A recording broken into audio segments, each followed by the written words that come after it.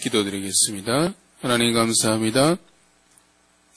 이 시간도 주님을 사랑하는 마음으로 또 믿음과 정성을 다해서 주께 예물을 드린 또 우리 사랑하는 성도의 삶을 받아주시옵시고 또 하나님 드리고 싶어도 드리지 못하는 우리 성도들이 있다면 주님께서 그 가운데도 동일하게 역사하여 주시옵소서. 그래서 우리의 삶이 늘 하나님이 기뻐 받으시는 거룩한 산예물 되게 하셔서 날마다 하나님이 기뻐하시고 선하시고 온전한 뜻이 무엇인지 분별하여서 그 뜻 가운데 우리가 서서 오늘을 살아갈 수 있도록 주님 인도하여 주시옵소서. 주께 감사드리며 예수님의 이름으로 기도드립니다. 같이 하나님의 말씀 보겠습니다. 신명기 3장입니다.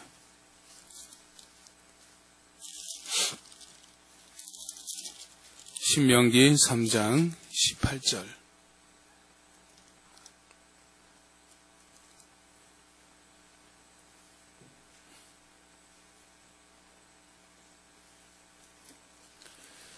신명기 3장 18절에서 22절까지 같이 보겠습니다. 구약성경 264페이지.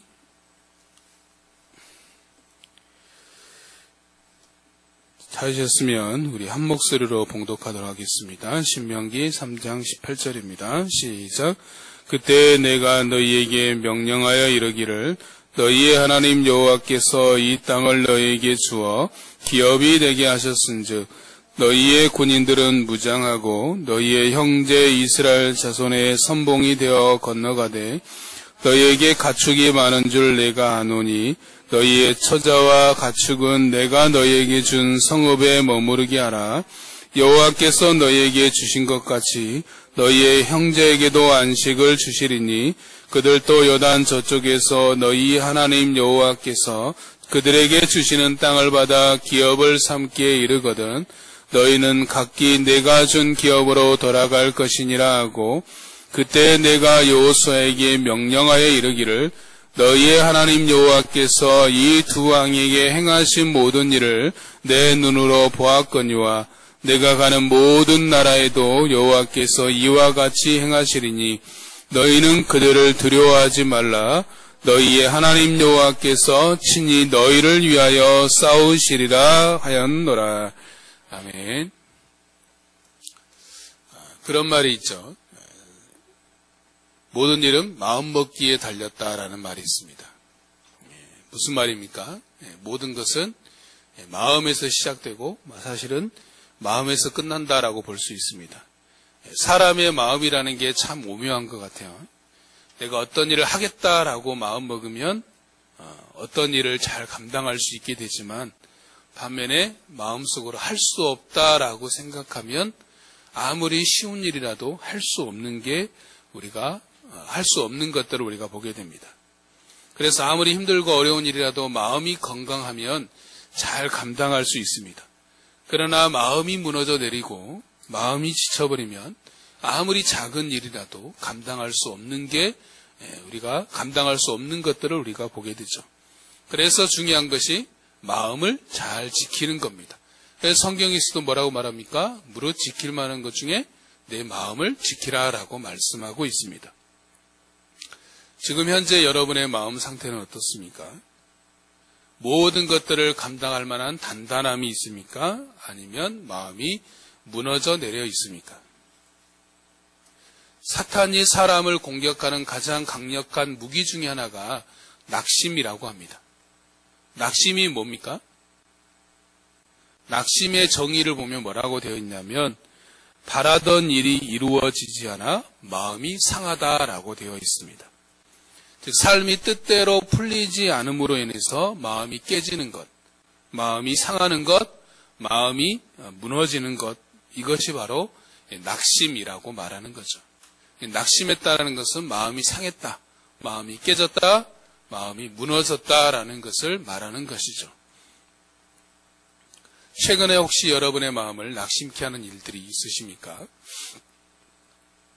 말씀을 준비하면서 조던 피터슨의 어떤 이야기를 잠깐 영상에서 봤는데 이 조던 피터슨이라는 사람이 이제 전 세계적으로 유명한 작가입니다. 최근에는 질서 너머라는 책을 썼는데 그 전에는 어떤 책이 있어서 베스트셀러가 됐는데 책 제목은 기억이 나지 않아요. 제가 읽어보지 않아가지고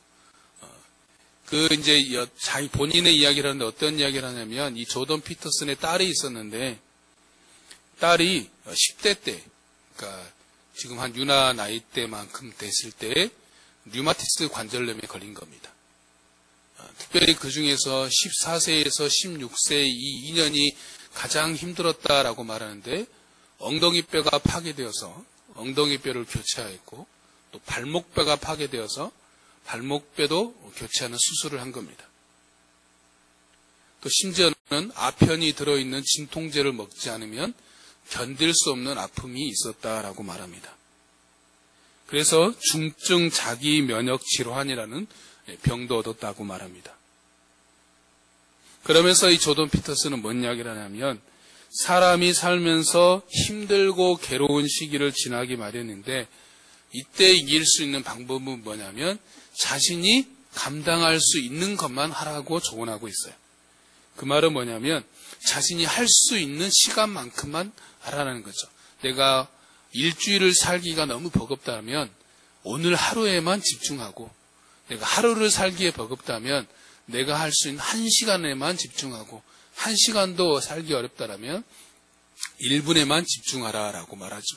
그래서 내가 할 수 있는 1시간, 내가 할 수 있는 1분, 이렇게 시간 단위를 작게 쪼개서 자기가 감당할 수 있는 것만 감당하라라고 그렇게 조언하고 있는 것들을 봤습니다.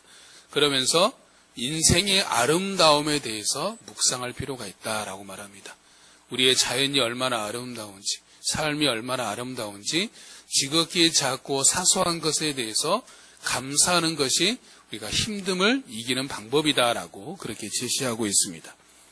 이번 주간에 우리가 함께 읽을 말씀은 이제 신명기인데, 신명기 1장에서부터 3장 22절까지 오늘 읽었던 말씀까지 이제 우리가 함께 읽게 될 텐데, 신명기는 뭐냐면 간단하게 말하면 모세가 이제 이스라엘 백성들이 하나님이 약속하신 가나안 땅의 입성을 앞두고 마지막으로 모압 평지에서 이스라엘 백성들에게 행한 고별 설교다라고 볼 수 있습니다.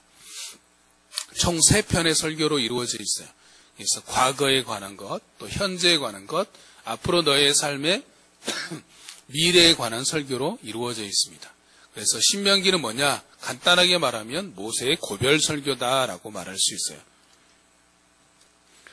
특별히 신명기 1장에서 3장까지는 뭐냐면 과거에 관한 내용입니다.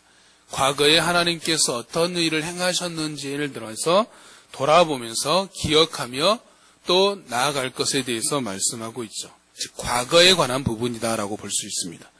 특별히 그 중에서 오늘 우리가 살펴볼 신명기 3장은 어떤 내용이 나오냐면, 먼저 전반부에는 이스라엘이 바산 왕 옥을 쳐서 이겨서 그 땅을 점령한 일, 그리고 요단강 동쪽 지역, 즉 바산 왕 옥과 아모리 왕 시온을 쳐서 점령한 그 땅을 이제 루벤 지파와 갓 지파와 므낫세 반 지파에게 나누어 주는 내용과 더불어서 이제 모세가 루벤 지파, 갓 지파, 므낫세 반 지파에게 당부하는 내용, 어떻게 당부하냐면 너희는 무장하여, 그래서 이스라엘 군대의 선봉에 서라.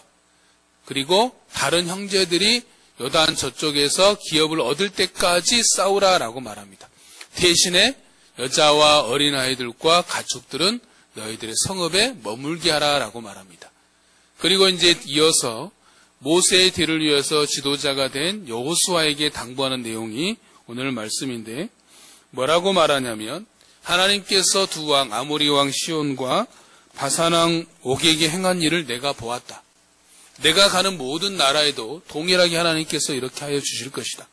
그러니 두려워하지 말라. 하나님께서 친히 너희를 위하여 싸우실 것이다 라고 말하죠. 특별히 오늘 본문 22절에 보면 너희는 그들을 두려워하지 말라. 너희의 하나님 여호와께서 친히 너희를 위하여 싸우시리라 하였노라 라고 말씀하고 있습니다. 앞으로 너희의 삶에 두려워하지 말아야 될 것은 뭐냐면 하나님께서 너희를 위하여 싸우시기 때문이다 라고 말씀하고 있습니다. 그렇다면 하나님께서 친히 우리를 위해서 너희를 위해서 싸우신다라는 것은 무슨 뜻이겠습니까? 또 삶 속에서 하나님께서 우리를 위해서 싸우신다라는 것들을 경험하기 위해서는 우리가 무엇을 해야 될 것인지에 대해서 우리가 생각해보고 적용하고자 하는 것입니다. 먼저 생각해 볼 것은 하나님께서 우리를 위해서 싸우신다라는 것입니다. 하나님께서 우리를 위해서 싸우신다라는 것은 다르게 말하면 하나님께서 우리를 위하여 일하신다라고 말할 수 있습니다. 하나님의 일하심에는 두 가지 측면이 있습니다. 먼저는 하나님은 자신의 이름을 위해서 일하시는 분이십니다. 에스겔서 36장에 보면 이스라엘 백성들의 더러운 행위, 곧 하나님을 버리고 이방신을 섬기는 것들이 섬김으로 인해서 하나님의 이름이 더럽힘을 당했다라고 말씀하십니다. 그러면서 뭐라고 말하냐면 이제 내가 나의 거룩한 이름을 아끼어서 내가 나의 거룩한 이름을 회복하겠다라고 말씀합니다. 즉 하나님은 기본적으로 자신의 거룩한 이름을 위해서 일하시는 분이심을 알 수 있습니다. 또 이사야서 43장 7절에 보면 하나님께서 우리를 창조하신 이유에 대해서 뭐라고 말씀합니까? 내 이름으로 불려지는 모든 자, 곧 내가 내 영광을 위하여 창조한 자를 오게 하라. 그를 내가 지었고 그를 내가 만들었느니라 라고 말하고 있습니다. 하나님께서 우리를 창조하시는 것은 하나님의 영광을 위하여서 창조하였다라고 말하고 있는 거죠. 두 번째 하나님 일하심의 두 번째 측면은 오늘 본문에서 보는 것처럼 하나님께서 하나님의 백성을 위하여서 싸우신다, 일하신다라는 겁니다. 이것을 잘 보여주는 사건이 바로 홍해 사건입니다. 하나님께서 애굽의 10번째 재앙에서 애굽의 모든 장자들 치심으로 말미암아서 이제 바로 왕이 이스라엘 백성들을 다 내보내게 되죠. 그래서 이스라엘 백성들이 하나님이 약속하신 땅으로 가는 도중에 있는데 그러나 이제 조금 지나서 어느 정도 감정이 누그러진 바로 왕이 후회를 하고 다시 이스라엘을 잡아야 되겠다 해서 군대를 결성하여서 뒤쫓아옵니다. 그런데 마침 이스라엘 백성들은 그때 어디를 가고 있었냐면 홍해 앞에 이르게 된 거죠. 그래서 앞에는 홍해, 뒤에는 자신들을 잡으려고 쫓아오는 애국 군대가 쫓아오는 상황이 되었습니다. 한마디로 사방이 꽉 막힌 상황에 처하게 된 것이죠. 그때 모세가 이스라엘 백성들에게 뭐라고 말하냐면 너희는 두려워하지 말고 가만히 있어서 여호와께서 오늘 너희를 위하여서 행하시는 구원을 보라. 너희가 오늘 본 애굽 사람을 영원히 다시 보지 아니라 여호와께서 너희를 위하여 싸우시리니 너희는 가만히 있을지니라 라고 말합니다. 간단하게 말하면 뭡니까? 여호와께서 우리를 위하여 싸우실 것이다. 그러므로 너희는 여호와를 보며 가만히 있으라 라고 말하고 있는 겁니다.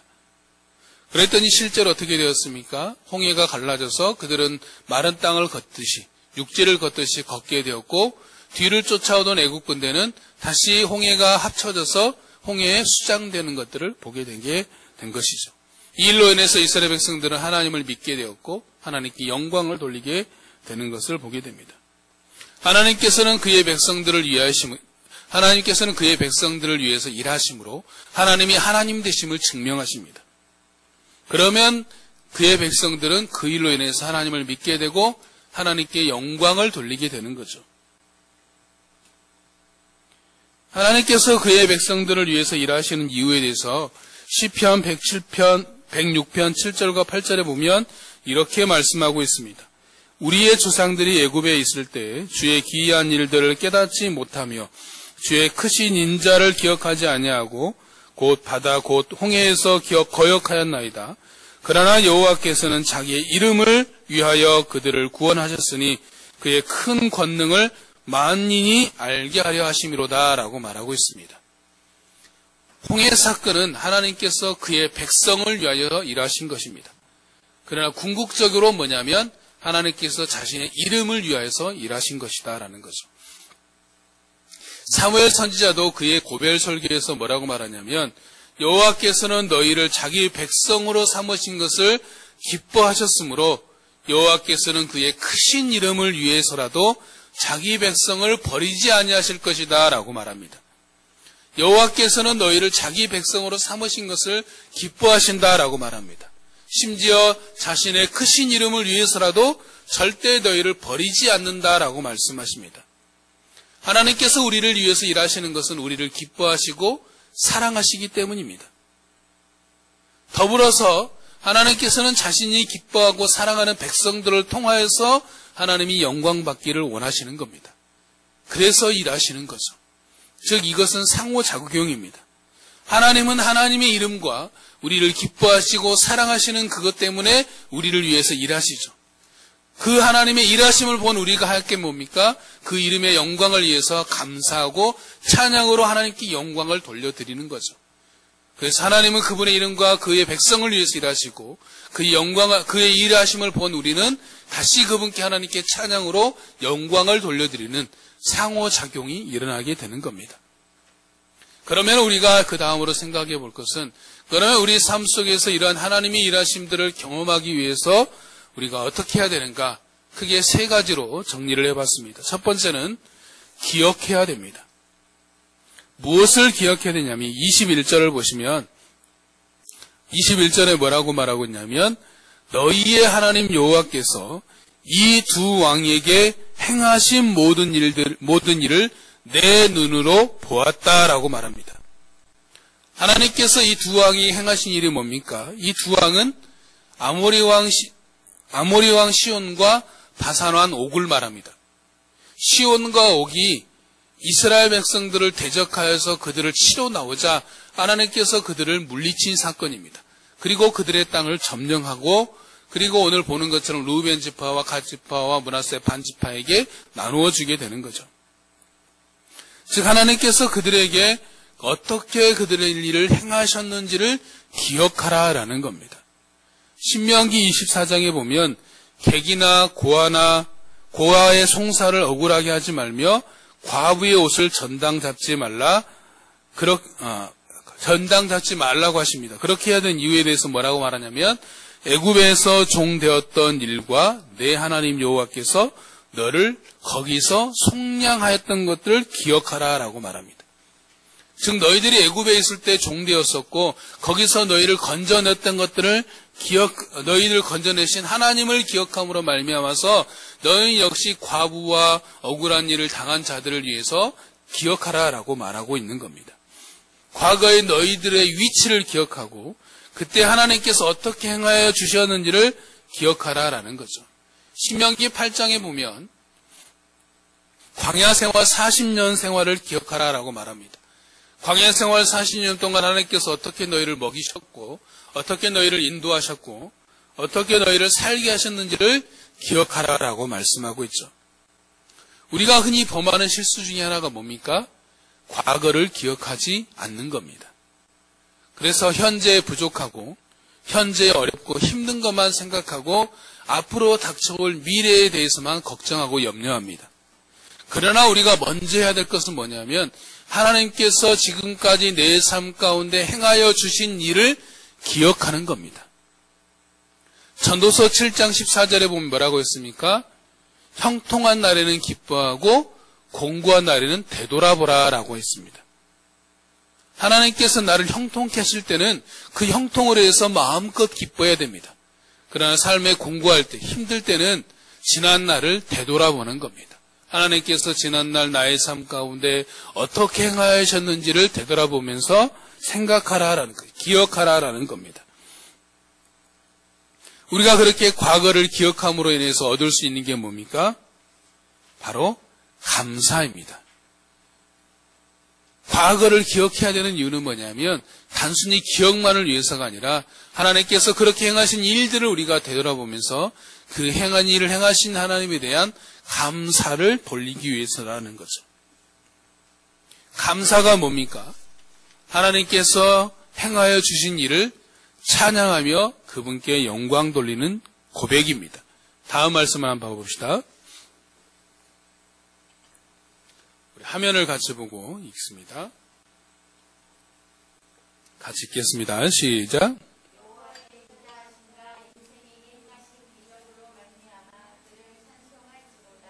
아멘.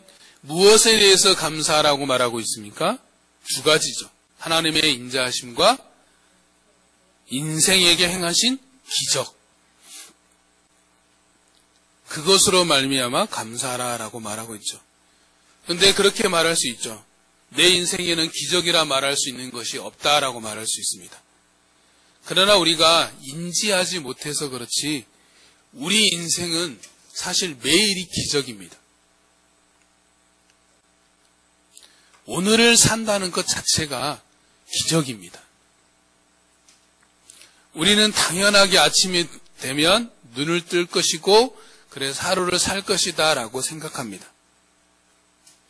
그러나 우리가 조금만 생각해 보면 하나님께서 밤에 나의 생명을 거두어 갈 수 있다라고 볼 수 있습니다. 예전에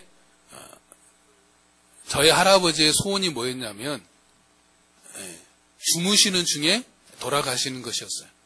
실제로 그렇게 돌아가셨어요. 주무시다가 하나님께서 불러가셨어요. 그와 같을 수 있다라는 거죠. 내가 잤는데 깨지 못하고 그대로 삶을 마감할 수 있습니다. 아침에 눈을 뜨고 하루를 시작한다는 것은 오늘이라는 하루를 하나님께 주신 선물입니다. 그래서 오늘을 우리는 지금 오늘이라는 선물을 받고 살아가고 있는 거죠. 영어로 현재가 뭡니까? 윤아의 영어로 현재가 뭐야? 현재. 갑자기 물어보니까 생각이 안 나지. 영어로 보면 현재가 프레젠트죠. 현재라는 뜻이 있지만 또 다른 뜻이 있어요. 뭔 뜻이 있습니까? 선물이라는 뜻이 있습니다. 오늘은 하나님께 주신 선물이라는 뜻입니다. 그렇기 때문에 내가 오늘을 산다는 것 자체가 기적입니다. 그런 말이 있잖아요. 오늘은 그토록 바라던, 어제 죽었던 사람이 그토록 바라던 내일이다라고 말하죠. 지금도 우리가 인지하지 못해서 그러지 전 세계적으로 수많은 사람들이 생을 마감하고 있는 것들을 보게 되죠. 그래서 내가 오늘을 산다는 것 자체가 하나님께서 허락하신 선물, 기적을 경험하고 있다라는 것을 알아야 됩니다. 예수님께서 말씀하신 어리석은 부자의 비유를 기억해 보십시오. 한 부자가 있었습니다. 열심히 벌었습니다. 그래서 창고에 거두었는데 창고에 담을 것이 부족하자 결심한 게 뭡니까? 창고를 더 크게 지어서 더 많이 넣어야 되겠다. 그래서 창고를 새롭게 더 크게 짓고 거기에 가득가득 채웠습니다. 그리고 뭐라고 말합니까? 이제 내가 먹고 마시고 편안히 쉬고 놀자라고 말하는데 그때 뭐라고 말합니까? 오늘 밤에 내 생명을 거두어가면 그것이 누구의 것이 되겠느냐라는 거죠. 이것은 무엇을 말하는 거냐면 우리가 살아가는 데 있어서 돈이 필요 없다라고 하는 것을 말하는 것이 아니에요. 그것만을 위해서 사는 인생의 허무함을 말한다라고 볼 수 있습니다. 그러므로 우리가 항상 아침에 눈을 뜨면 무엇부터 감사해야 되냐면 오늘을 허락하신 하나님의 은혜에 대해서 감사해야 됩니다. 오늘을 내가 산다는 것은 하나님이 내 삶에 허락하신 기적임을 알아야 됩니다. 물론 오늘이 삶이 힘들기도 하고 아프기도 하고 괴롭기도 하지만 그러나 오늘이라는 삶 자체가 기적임을 우리가 잊지 말아야 됩니다. 앤 보스캠프라는 사람이 쓴 나의 감사 연습, 하나님의 임재 연습이라는 책이 있는데 거기에 보면 이런 말이 있습니다. 어디에 있든 그 자리에 집중해. 이것이 유일한 감사의 자세이다. 나는 속도를 주고 삶을 맛보고 감사를 드리고 하나님을 보고 싶다라고 되어 있습니다. 지금의 시간, 곧 오늘 있는 자리에 집중하면서 사는 것이 감사의 자세다라는 거죠. 내가 있는 지금 이 시간, 오늘이라는 시간에만 집중하는 것, 그것이 감사의 자세라는 거죠. 아빌라의 성 요한은 이런 말을 했어요. 일이 잘못되었을 때 감사드리는 행위는 일이 우리의 뜻대로 되었을 때 드리는 1000번의 감사와 맞먹는 일이다라고 했습니다. 무슨 말이냐면 내가 원하고 바라는 대로 되지 않고 힘든 가운데서 드리는 한 번의 감사는 내가 일이 뜻대로 잘 되고 형통할 때 드리는 1000번의 감사와 같다라는 거죠. 힘들 때 드리는 한 번의 감사는 안 힘들 때 드리는 1000번의 감사와 똑같은 효력을 갖는다라는 뜻입니다. 감사는 시각의 문제, 관점의 문제라고 볼 수 있습니다. 내게 주어진 일들, 상황들을 어떻게 바라보느냐에 따라서 감사의 여부가 결정되는 거죠. 그래서 내 시각으로 바라보면, 나의 관점으로 바라보면 잘 될 때만 감사하게 되지만 하나님의 관점으로 바라보게 되면 범사에 감사하게 되는 겁니다. 그렇기 때문에 우리의 삶을 바라보는 시각을 교정받아야 되는데 하나님의 말씀으로 매일매일 내 삶의 시각을 교정받아야 됩니다. 감사의 고백은 모든 것은 다 하나님의 은혜입니다라는 고백입니다. 여러분, 은혜, 은총이 뭡니까? 한때 저는 가끔 그 유명한 사람들이 흔히 말하는 성공한 목회자나 성공한 어떤 사람들이 나와서 간증할 때 그렇게 말하잖아요. 모든 건 다 하나님의 은혜입니다. 라고 말하잖아요. 근데 어느 순간 그 말이 거부감이 심하게 드는 거예요. 그런 생각이 제 마음속에 스치는 거예요. 그러면 나는 지금 이렇게 사는 것이 하나님의 은혜를 받지 않은 건가? 저 사람은 하나님의 은혜 받아서 남들이 말하는 성공을 경험하며 사는 것이고 나에게는 하나님의 은혜가 없어서 이렇게 그냥 남들 보기에 초라하고 별것 없는 것처럼 사는 것인가라는 마음속에 거부감이 찾아오는 거죠. 그래서 모든 것이 하나님의 은혜라는 말들이 심히 불편하기 시작한 겁니다. 내가 지금 이 모습으로 사는 것이 하나님의 은혜가 없는가? 나는 하나님의 은혜가 없이 사는 자인가? 라는 생각이 든 겁니다. 여러분, 무엇이 은혜입니까? 무엇이 은총일까요? 아까 좀 전에 이야기했던 옌 보스캠프가 은총, 은혜에 대해서 이렇게 말했어요. 하나님은 항상 선하시고 나는 늘 사랑받는 자다. 모든 것이 감사이다. 예수님께서 최후의 만찬 때 보여주신 모든 것을 변화시키는 방법이 바로 감사이기 때문이다. 그분은 주어진 고통을 받아들이고 거기에 감사하며 모든 공허를 기쁨으로 그것을 바꾸었다라고 되어 있습니다. 은총, 은혜는 뭐냐면 하나님은 항상 선하시다. 나는 늘 사랑받는 자이다 라는 거죠. 이 사실을 알면 모든 것이 감사로 바뀐다라는 거죠. 그래서 우리가 기억했으면 좋겠습니다. 하나님은 항상 선하십니다. 나는 늘 사랑받는 자입니다. 나의 업적, 나의 행위, 지금의 나의 모습과 상관없이 내가 잘났든 못났든 잘 나가든 안 나가든 힘들든 어렵든 지쳐 있어서 낙심되어서 무너져 있든 상관없어요. 내 모습이 어떠한지 상관없이 하나님은 항상 선하시고 나는 늘 사랑받는 자입니다. 이 사실을 알 때 우리가 모든 것에 대해서 감사할 수 있게 되는 것입니다. 두 번째, 우리가 우리를 위해서 일하신 하나님을 경험하기 위해서 두 번째는 뭐냐면 기대하는 겁니다. 첫 번째는 기억했다라면 두 번째는 기대하는 겁니다. 오늘 본문 21절에 보면 뭐라고 있어요? 그때 내가 여호수아에게 명령하여 이르기를 너희의 하나님 여호와께서 이 두 왕에게 행하신 모든 일을 내 눈으로 보았거니와. 여기는 과거잖아요. 내가 가는 모든 나라에도 여호와께서 이와 같이 행하시리니. 이건 앞으로 다가올 미래입니다. 과거에 하나님께서 이렇게 두 왕에 했잖아. 그러면 이제 너희들이 가는 앞길에도 내가 만나는 모든 나라에도 이 두 왕이 행했던 그 일처럼 동일하게 하나님께서 행하여 주실 것이다. 그 일들에 대해서 기대하라라는 겁니다. 기대한다는 말이 뭡니까?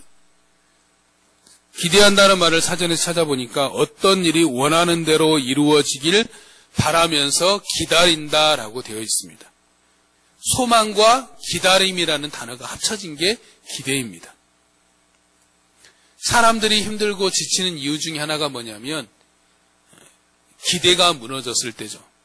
어떤 것을 기대했는데 그 기대가 이루어지지 않고 산산이 조각나지거나 부서질 때 사람들이 더 힘들다고 생각합니다. 지쳐버리는 거죠. 마음에 낙심이 찾아오는 이유가 거기에 있다라고 볼 수 있죠. 그런데 반면에 뒤집으면 우리가 오늘을 힘있게 살아갈 수 있는 동력 중에 하나가 뭐냐면 기대입니다. 내 지금 삶이 힘들고 어렵고 지치지만 그 힘든 삶을 버티게 만들 수 있는 동력 중에 하나가 뭐냐면 기대다라는 거죠. 하나님이 행하실 일에 대한 기대감이 이 힘든 현실, 지친 현실을 이기게 하는 힘이 된다라는 거죠. 내일은 더 나아지겠지. 내일은 더 하나님께서 놀라운 일을 행하시겠지라는 그런 기대감이 있다라면 지금의 힘든 현실을, 오늘이라는 힘든 현실을 우리가 버틸 수 있게 된다라는 거죠. 사람들이 코로나 시국에서 힘들어하는 이유가 뭡니까? 기대가 무너졌기 때문입니다. 처음에 2년 전에 코로나가 터졌을 때 제가 이제 뉴스를 들었을 때 전문가들이 했던 말이 뭐냐면 코로나가 6개월이면 끝날 것이다라고 했어요.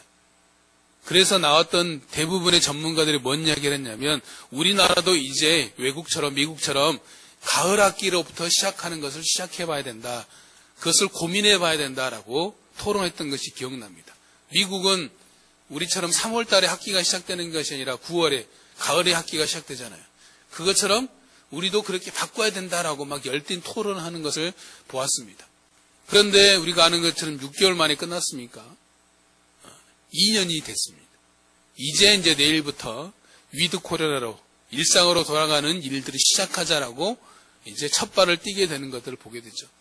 6개월이면 끝날 줄 알았던 것이 2년이나 가니까 사람들이 이제 요즘에 확진자가 많은 이유가 뭐냐면 사람들이 지쳤다라는 거죠. 금방 끝날 줄 알았는데 금방 끝날 거라는 기대감이 무너져서 힘든 겁니다. 그래서 될 대로 되라. 그냥 내 하고 싶은 대로 하란다라고 하는 거죠.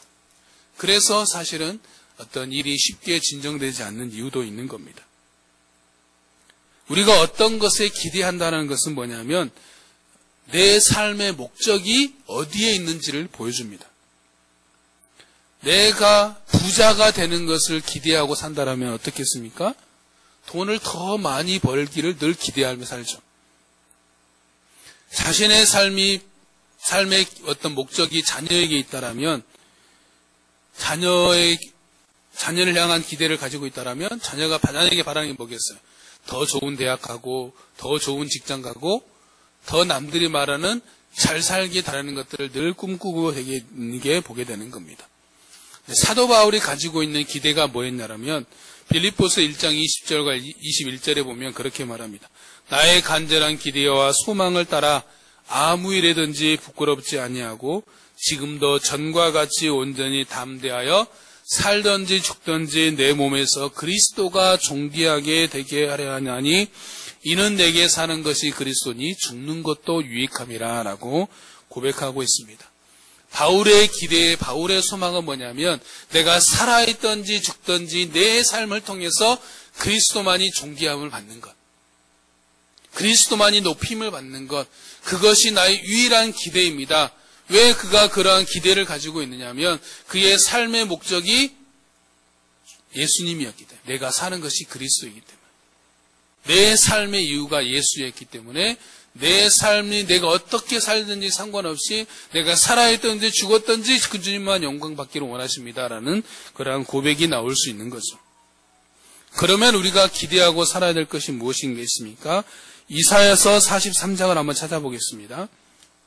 이사야서 43장 19절에서 20절을 한번 찾아보겠습니다.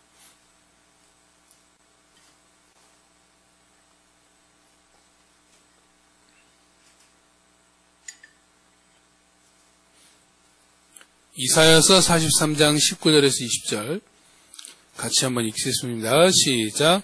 보라, 내가 새 일을 행하리니 이제 나타낼 것이라. 너희가 그것을 알지 못하겠느냐? 반드시 내가 광야의 길을 사막의 강을 내리니 장차 들짐승 곧 승냥이와 타조도 나를 존경할 것은 내가 광야의 물을 사막의 강들을 내어 내 백성 내가 택한 자에게 마시게 할 것임이라. 아멘. 우리가 기대할 것은 무엇입니까? 하나님께서 새 일을 행하실 것을 기대하는 겁니다. 하나님 광야의 길을 내시고 사막에 강을 내시는 그 하나님의 역사를 기대하는 겁니다. 하나님 과거에 이렇게 행하셨던 일들을 기억하며 앞으로 내 삶의 새 일을 행하실 그 하나님을 기대하는 마음으로 오늘을 살아가는 거죠. 우리가 올바른 기대를 가지기 위해서는 우리가 감사하라고 말씀드렸던 것처럼 우리의 시각을 바르게 늘 교정해야 됩니다. 삶을 바라보는 시각, 관점이 올바라야 되는 거죠. 모든 것들을 하나님의 시각으로 바라볼 수 있어야 된다라는 거죠. 그것을 잘 보여주는 게 하박국서 3장 17절과 18절이죠. 뭐라고 고백하고 있습니까? 비록 무화과 나무가 무성치 못하며 포도나무에 열매가 없으며 감람나무에 소출이 없으며 밭에 먹을 것이 없으며 우리의 양이 없으며 요양간에 소가 없을지라도 나는 여호와로 말미암아 즐거워하며 나의 구원의 하나님으로 말미암아 기뻐하리로다 라고 고백하고 있습니다. 상황은 뭡니까? 아무것도 없는 절망입니다. 그러나 하박국이 기대하고 바라보는 것은 하나님이죠. 아무것도 없는 상황이지만 그러나 하나님을 향한 기대가 있기 때문에 그 가운데서 기뻐할 수 있고 즐거워할 수 있습니다. 마찬가지입니다. 지금 우리의 삶이 아무것도 없고 모든 것이 무너져 있는 상황이라 할지라도 그럼에도 불구하고 우리가 바라봐야 될 것은, 우리가 기대해야 될 것은 우리 하나님을 기대하고 우리 하나님을 바라보는 겁니다. 그러면 그 가운데서 우리는 기뻐할 수 있게 되는 겁니다. 로마서에 보면 아브라함에 대해서 이렇게 말씀하는 게 있습니다. 아브라함이 바랄 수 없는 중에 바라고 믿었으니 이는 내 후손이 이가 되리라 하신 말씀대로 많은 민족의 조상이 되게 하려 하심이라 라고 말하고 있습니다. 아브라함의 믿음은 어떤 믿음이었냐면 바랄 수 없는 중에 바라고 믿는 믿음이었어요. 우리는 결과를 알기 때문에 그랬나 보다라고 생각하지만 내가 아브라함의 입장이라고 생각해 보면 하나님께서 아브라함에게 부르시고 하나님의 명령을 듣고 떠나야 되는 그 순간에 보면 아무것도 보이지 않았어요. 아무것도 없었어요. 그런데 아브라함이 바라보고 나간 게 뭡니까? 바랄 수 없는 중에 바라고 나간 거죠. 그가 바라본 것은 뭡니까? 자신에게 말씀하신 하나님과 그 하나님께서 하신 약속의 말씀들을 바라보는 겁니다. 동시에 그 말씀이 이루어질 것에 대한 기대감이 있었다라는 거죠.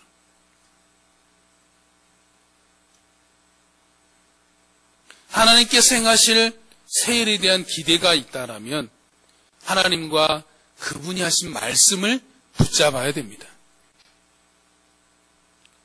믿음의 선배들은 상황과 환경에 따라 반응하지 않았어요. 그들은 하나님의 말씀을 붙들고 살았습니다. 하나님 말씀을 붙들면서 동시에 기대한 게 뭡니까? 그 하나님께서 내가 붙들고 있는 말씀을 이루어 주실 신실하신 하나님을 대해서 기대하고 있었다라는 거죠. 그러므로 우리도 마찬가지입니다. 우리가 붙들어야 될 것은 하나님과 그분의 말씀입니다. 그리고 그 말씀하신 신실하신 하나님께서 내가 붙들고 살아가는 그 말씀대로 이루어지실 것에 대한 기대를 갖는 겁니다. 삶의 형편을 바라보지 말고 그 일을 이루실 하나님을 기대하는 믿음으로 그분을 바라보는 겁니다. 하나님께서 이루실 것들을 기대하면서 바로 그것이 이루어질 때까지 우리가 포기하지 않고 기다리는 겁니다. 길이 참는 겁니다. 오래 참는 겁니다. 요즘 사람들이 하는 말로 하면 제가 이 뜻을 알고 그렇게 좋아하지는 않지만 사람들이 하도 인용하기를 찾아봤었는데 존버하는 겁니다. 끝까지 버티는 거죠. 누가 그런 말을 하더라도 코로나 시국에 힘든 시국에 할 수 있는 것은 한 가지밖에 없다. 끝까지 버티는 거다. 견디는 자가 이기는 것이다. 무언가 하려고 하지 말고 버티라, 이기라라고 말하고 있는 것들을 보게 됩니다. 세 번째로 하나님이 일하심을 경험하기 위해서 필요한 우리의 삶은 겸비하는 겁니다. 겸비함이라고 말할 수 있어요. 겸비하다라는 것은 겸손하게 자신을 낮추다라는 뜻입니다. 다니엘이 에레미야 선지자의 글을 읽고 나라가 멸망한 이유를 깨닫게 되었어요. 그리고 70년 후에 나라를 회복시켰다는 하나님의 말씀도 알았어요. 그날이 멀지 않았다는 것도 알았어요. 그런데 그 말씀을 깨닫고 알게 된 다니엘이 무엇을 했냐면 바로 그 시간부터 하나님께 납작 엎드려서 자기의 죄가 아니라 나라의 고국의 죄를 하나님께 회개하고 나아가기 시작했습니다. 세일의 동안 21일 동안 다니엘은 금식하며 기도했어요. 세일의 후에 천사가 다니엘을 찾아와서 뭐라고 말하냐면 다니엘아 두려워하지 말라. 내가 깨달으려 하여 내 하나님 앞에 스스로 겸비하게 하기로 결심하던 첫날부터 내 말이 응답받았다. 다니엘이 스스로 겸비하여 하나님께 기도한 것을 하나님께서는 알고 계셨습니다. 보고 계셨다라는 거죠. 그래서 다니엘의 겸비함을 보시고 하나님이 응답하셨다라는 겁니다. 실이 21일 걸린 것은 사단의 방해가 있었다라는 거죠. 여기서 이제 다니엘 기도의 21일이 나오게 된 겁니다. 다음 말씀만 봐봅시다. 같이 한번 읽겠습니다. 시작.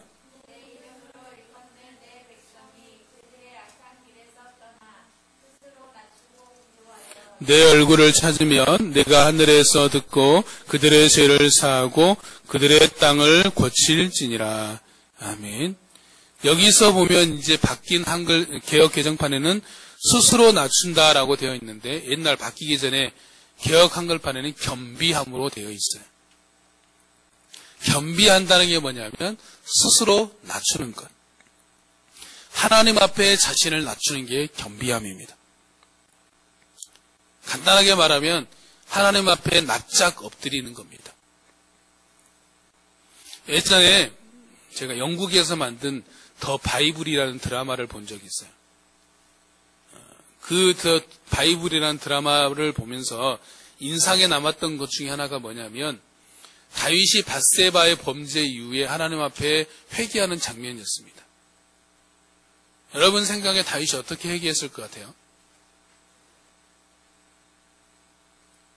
여러분의 상상력을 동원해서 다윗이 어떻게 회개했겠습니까? 여러분 회개할 때 어떻게 회개하십니까? 보통 우리는 그냥 무릎 꿇고 울면서 하는 게 어떻게 보면 우리가 생각할 수 있는 최선이지만 그 드라마 속에서 드러날 때 다윗의 기도 장면이 저에게 상당히 충격적으로 다가왔어요. 어떻게 했냐면 두 팔을 쫙 벌리고 하나님께 납작 엎드렸어요. 바닥에 납작 엎드려서 회개기도 한 겁니다. 우리 마음에 예배 땅바닥에 딱 엎드려가지고 두 팔과 두 다리를 딱 벌리고 고개만 살짝 들고 하나님께 납작 엎드려서 기도한 것을 보았습니다. 저는 그것이 하나님 앞에 겸비함이다라고 생각합니다. 우리가 실제로 그런 행동을 해야 된다는 것이 아니라 그렇게 자신을 납작 엎드리는 것이 필요하다라는 거죠. 다음 말씀을 한번 봐볼까요? 같이 읽습니다.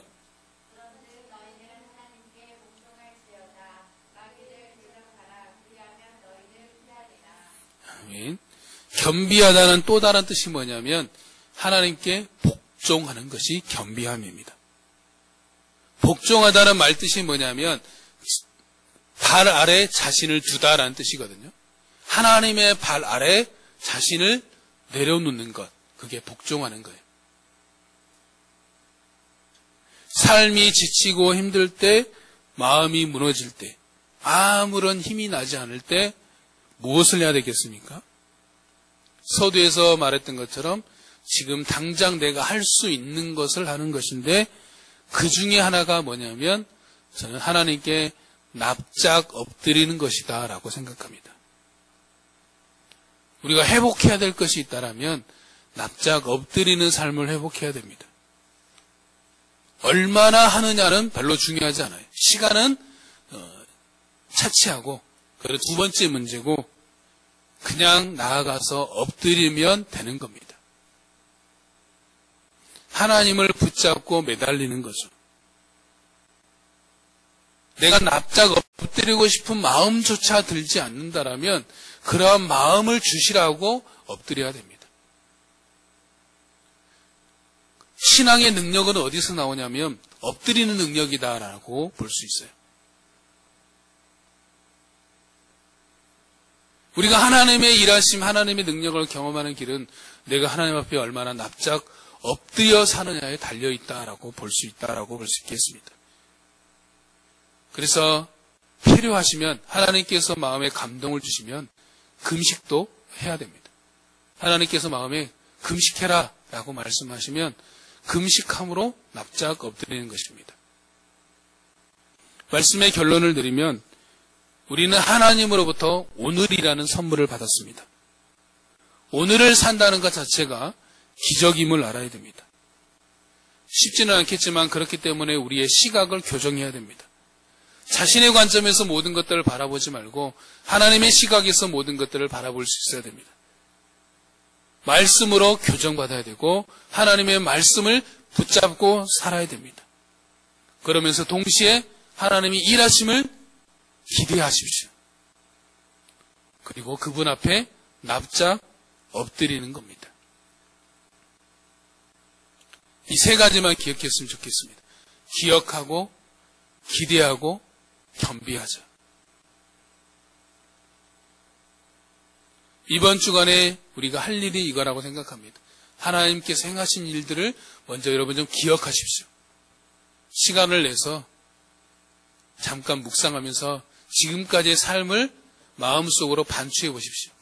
어떻게 하나님께서 지금의 나의 삶 가운데 행하여 주셨는지 쭉 생각하며 묵상하는 겁니다. 생각해 보는 겁니다.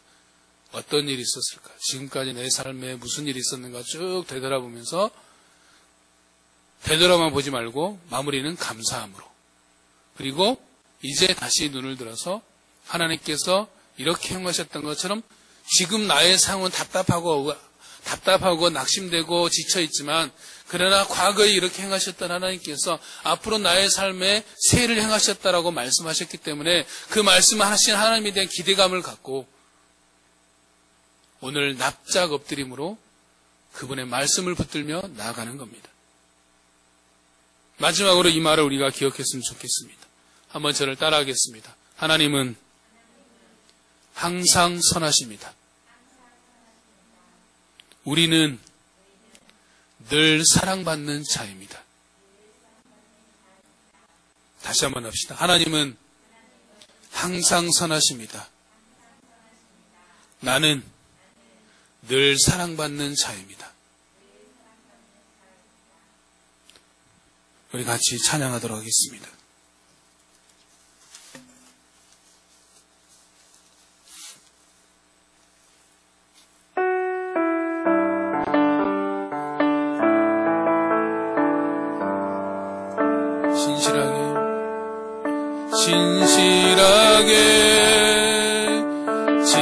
진실하게 거룩하게 살게 하소서.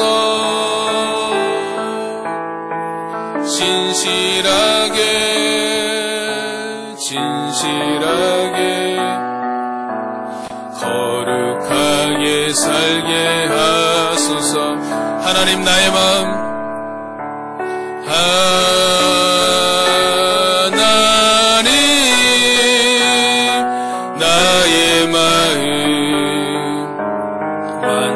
주소서.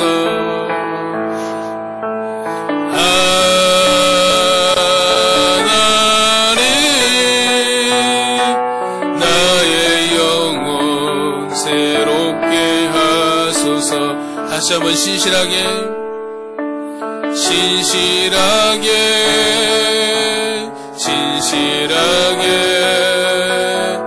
거룩하게 살게 하소서.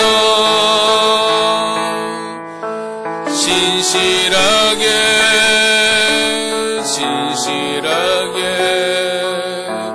거룩하게 살게 하소서. 하나님 나의 기도 들어주소서. 하나님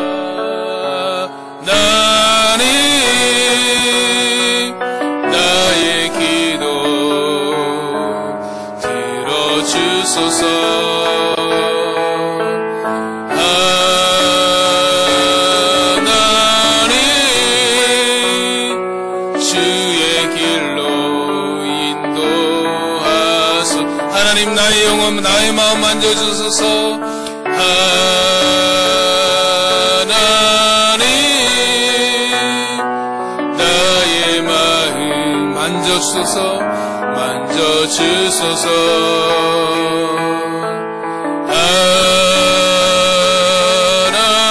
하나님, 나의 영혼 새롭게 하소서.